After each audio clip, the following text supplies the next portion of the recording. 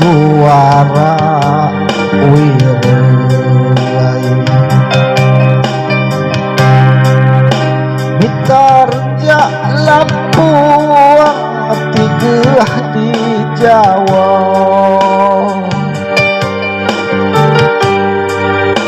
tapi lah meriahnya masa mulai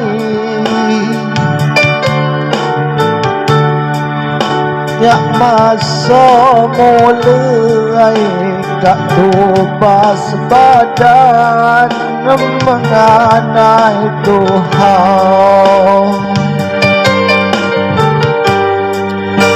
sembahyang ngajainya maket berai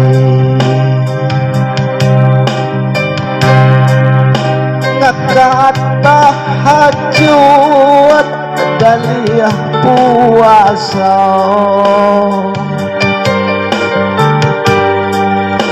meminta jamaah Allahu Rabbi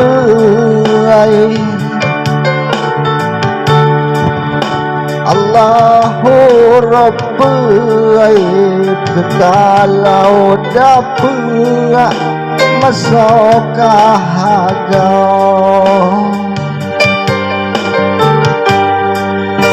mati kak malang badan mau dirai kak gaduh puas munih berjajah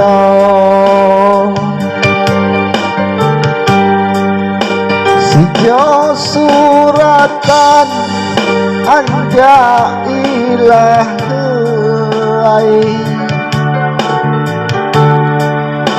anja ilahai tak bakal balik mak kau cerita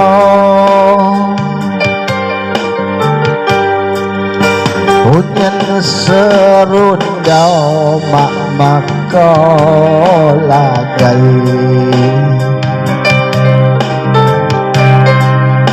kak geli unyan jadi pengawal kak ambil anak mengenai mulai mengenai mulai diriku sayang saylah kau jamal tapi makku no bersedia atai hujan no takdir anja sai kuasa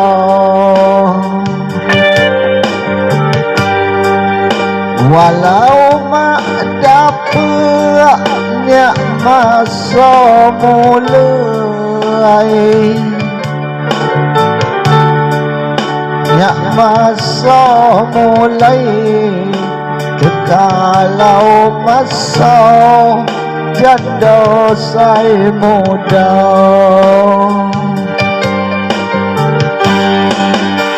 hinggakan sangonnya ngemingak mulai lepah merantau dak pulau Jawa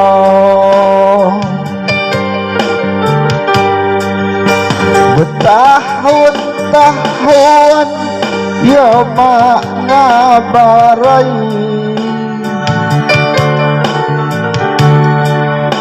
ya mak ngabarai nengai berita kak anak tiga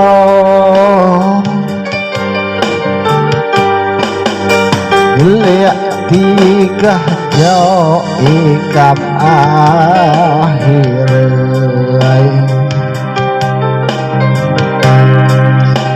Kata mak nyaman wat salah Jawa.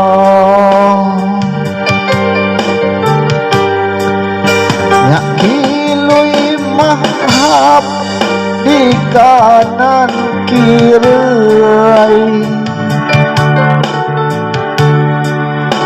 di kanan kiri patun judulna mengenai Tuhan.